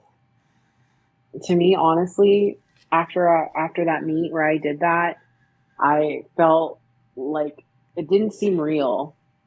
And then I felt like, and then I just like cried in my car because I was just like, when I finally got some alone time, I was just like, it was kind of like relief because I'd been working towards this goal for so long. Right. But also I was so proud of myself. Like, I did that. Like, I said I was going to do it and I did it. And essentially I did it injury free. I was pretty proud of myself. I'm not going to let anybody else see me cry. But yeah, and like over the past few years, you know, I have friends and like a good coach to thank for it, but really remembering as we circle back around to it, to fill my cup and to water all of my plants and to make sure I'm doing things outside of the gym that make me happy has had huge carryover for my success. See, that's one of my first, when you say this stuff, one of my first thoughts is I go back to, wait a minute. Like, that's impressive. That's so impressive. Like, how did she do that? And my first thought is like, just everything we've talked about, like you actually having some balance, not making training the absolute everything in your life, but finding other things. Mm-hmm. And look how well it did for you. And I know there's a lot of people that'll be like, well, she's a freak, or it's this or it's that. And I'm like, I hate so bad when people do that. Like, even when I was drug free, like, people go, well, that person's on drugs. I go, so what? They didn't get there because of drugs. They didn't get there because of genetics. Like, what? And even if what can I learn from them? So like, I tend to look at it and go, oh my God, that's amazing. Like, what can I learn from how she did that? Like, that's incredible. and it's interesting. And this actually is this was such a great podcast to do with you. Cause like, even part of me goes, see, Chad, God damn it, you're on the right path. Like, cause we're kind of talking about the same things, and you utilized it and you killed this record, and you're healthy and you're smiling a shit ton during this podcast. Like, yeah, that's amazing. Like, I can have respect for somebody that beat the holy shit out of themselves. Like, and there's part of me in my fucked up brain that goes, that's cool. But like, to see someone that went through it and they're healthy and they're good. And like, I'm like, those are the people to learn from. Mm-hmm. Yeah. I'm glad that we did this. I was very nervous. Not nervous, but I was just like, oh man, I hope it's not like, how did you get started into powerlifting? You know, what are your goals? Stuff like that. So this has actually been a really fun podcast to do because we get to talk about something a little different. And I think it's something that needs to be talked about more. Yeah. And I've been saying that for a while. It's like, mental health in athletes. It's like I said, it's something that I coach to the high school kids when I work with them. And then just in general, even people that I work with full time in healthcare, I'm like, you guys got to do something outside of work than just go to work and go home. Like, what are you guys doing outside of here? Yeah, it's it's no different. Like, if your work is all you got in your life, like, that's just not good. We're not made to have just one thing. That's so true. Yeah, And even like when I started this podcast, there's so many different podcasts out there, and I don't even haven't looked how many followers I even have yet, because I think I've done like 60 episodes or something. But I'm like, I want this. When I look back at my career, I think I learned the most from just sitting down and talking to people. And I'm like, I want a podcast where it's like a conversation. Like where people can listen in and go, dude, this is like listening to Chad talk to his friend. And here's what strength athletes talk about. And here's what people talk about. And like, if they can take 4 or 5 things away from listening to it for an hour or so, that'd be freaking awesome. Yeah, I hope so. That's the goal, right? I don't want to talk about myself. I want to talk about other things. Like, let's not talk about all of my accomplishments or my failures. Like, let's talk about mental health. Let's talk about recovery. Let's talk about, stuff done outside of the gym, because we could talk about powerlifting all day. Yeah. But that's the same redundant stuff. I actually get bored sometimes when people want to talk about training. I have no desire to talk about training. Because I'm like, it's pretty simple. There's 900 different programs out there. They all work if you do them right. Yeah. Like, exactly. Implementing them correctly, doing the things that you're supposed to do, everything's going to work. But yeah, like I don't want to talk about training. And I mean, I could talk about how, I've only ever trained conjugate, as a lifter. And I do think that has played a major success in my lifting. I will say that, but also like finding that balance. And Laura's version of some things is not your typical West Side style of conjugate. And I think that's helped play a part in some longevity as well for me. But I think that's something that I will stand by. One of the things I think some people don't understand, and like a lot of people will go West Side conjugate, I want to do that. And it's like, conjugate, first of all, that's not actually what happens at West Side. Not everybody follows Louis. Like most of the top lifters all kind of do their own thing. And that's why there's so many concepts that have came out of West Side. When I first learned conjugate, it was like, this is basically an outline. Yeah. This is some rules that I feel are sound and that I can use and bend it. And I think Laura kind of has the same concept. It's like, well, wait a minute. These rules are good, but how we put it together is kind of up to the coach and the individual. And I mean, because Laura's healthy as shit still. Like she did some great numbers. She's still healthy. She's still active. And when she does go heavy still, you're like, son of a bitch, how did she do that? Like, she hasn't even been training heavy. Exactly. Like, man, how is she doing those inverse curls with no weight? Yeah. So I think people kind of misunderstand that too. Like strength is just not this rigid thing, and everybody's different. We basically have the same physiology, but we're all very different. Exactly. It's that's also kind of brings it back to knowing and understanding your body a little more too. I think that endurance athletes, any athlete in general, like it's good to know what you're capable of. And understanding how you're feeling, what you're feeling, being able to communicate that. Because if you are in tune with your body mentally, they work in cohesion, right? Like they have to work together. So knowing what you're capable of versus what you're not, and being able to communicate that and accepting it, like if it's not your best day, that's huge. I actually have been known to say that I want to stomp out the meathead mentality. We are athletes. We should be using our brains and thinking about what we're doing. It's not, me lift heavy, me go lift heavy shit. Yeah. Go fight bear in the woods. Although I would like to fight me a bear. I'm still just saying. I have no desire to fight a bear because I know I'd lose. So are you going to do a Highland Games, or have you done a Highland Games? I've actually, since the meet, I have been changing up some training. I literally was just throwing some stuff yesterday. There's a festival like back home. I grew up kind of in the middle of nowhere, Ohio, but they have a Stein tossin. So it's like where you throw the big rock. It's like a 75-pound rock. Mm-hmm. And the world record for that is like 12 feet, maybe something. So I'm like,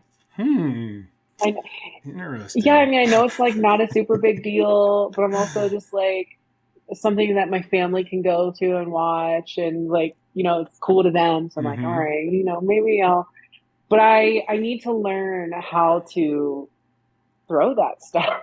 I want to do a Highland did you Games. throw in It looks college? so fun. I threw in high school, and then in college I didn't do anything. So I played. So in high school, I wanted to go party in college. That's what I did. What did you throw in high school? Shot put and discus. Okay. So yeah, the events, I mean, like throwing the stone is like throwing a shot put, only it's a whole lot different. It's not this completely perfectly round. Yeah. It's weird trying to get the grip of each individual stone. And then there's the weight for distances are different. Like for me, like the caber, the first time I picked up a caber, I actually picked one and like threw it behind me. And then, because I expected it to be heavier than that. And then I took a couple where I actually stood up with them and had them like almost vertical with the ground. And everybody's like, drop it, drop it, drop it. I'm like, screw you, I'm not dropping it. And I actually had a bunch of little tears in my bicep tendon from doing that, but I flipped it. So like caber, weight for height were really good. Stones was good because I threw the shot put and the discus. But like the weight for distances those were weird. Sheaf toss was a little weird, but I picked that one up fairly fast. I mean, because it's not like the regular throwing. It's a little different, and then you're spinning on grass instead of a concrete pad, and it was fun though. I had a blast doing Highland Games. Yeah, it's definitely something that has piqued my interest. There is a gym, Eaton Barbell. Some people do Highland Games out of there. Yeah. They do some Highland stuff out of there. I just need to make my way up there and meet with Mandy and learn some technique. And then I've gotten some contact information on another guy who could teach me some stuff. And because it's still honestly, like way back in the day, I did some interviews for my old YouTube channel with some of the pro guys. And because like when I did my first competition that had pros, I'm all excited because I knew who all the pros were. I'm excited to meet the pros, and they're like, "You're Chad Hikes." And I'm like, yeah, but you're Shane Betts. And like, so we all got along great right away. And the whole time they're like, dude, if we could teach you to throw, holy shit, what could you do? And I go, if you let me make you stronger, what could you do? Shit. Because it's like, I mean, it's like, dude, I could destroy some of these guys in the gym, but they're killing me on the field. Like technique is so important in throwing. I mean, I was lucky because I was so strong I could muscle shit and get away with it to some extent, but I wasn't on pro level, not even close. Yeah, I know. I think it just seems so fun and like a lot of camaraderie and just something different. You can still do your strength training and go out and, you know, have a competition. So I was like, that seems like something I would enjoy. The camaraderie is so cool in Highland Games. I actually went to one event where I went the day early because the pros were throwing, and I just wanted to help the guys that I knew. And so the second day, Mike Pulowski, who was a pro, came back and like coached me the whole day. Really? And it was so awesome. I mean, it was so awesome to have a pro there and be like, all right, that was good. Do this, this, and this. And like, that was my best games ever. And I'm like, dude, thank you so much. Like, you didn't have to come spend your whole day like helping me out. That's fucking awesome. And like, he didn't have to do that. Yeah.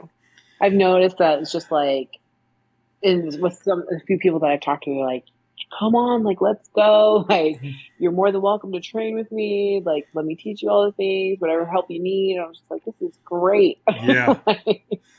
Everyone's super nice. So yeah, it's definitely something I want to get into. Honestly, I've just been so busy this summer, just with travel, you know, working with the high school kids, my full-time job. So it's just been like, okay, I need to find time to actually go and like learn this. What is your full-time job? I work at an endoscopy center. So scoping people. Colonoscopies, a lot of your gut and your butt.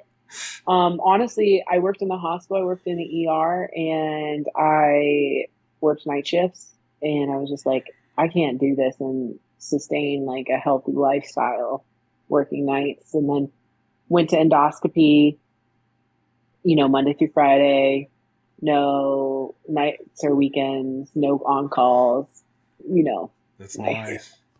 Yeah. I got a funny endoscopy story I'm going to tell you. My dad had Barrett's esophagus, so he had to get scoped all the time.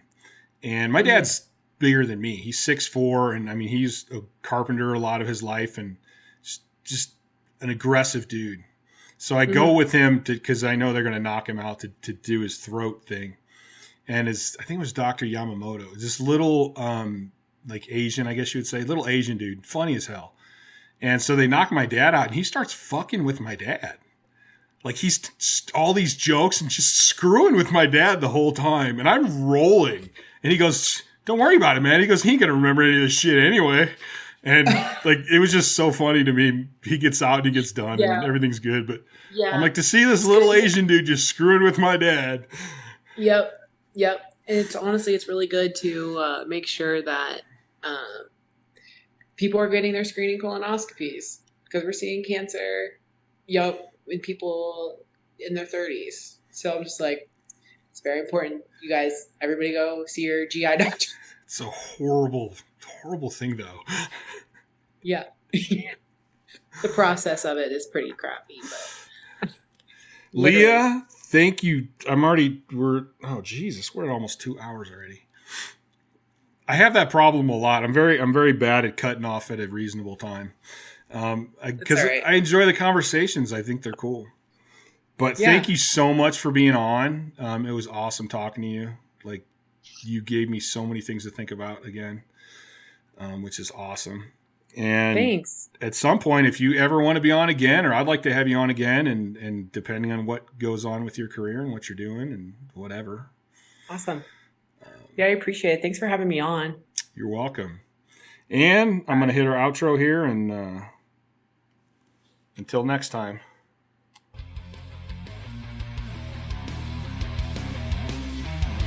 Thanks for listening to the Courage Barbell Unlimited podcast. For more information, please visit couragebarbell.com.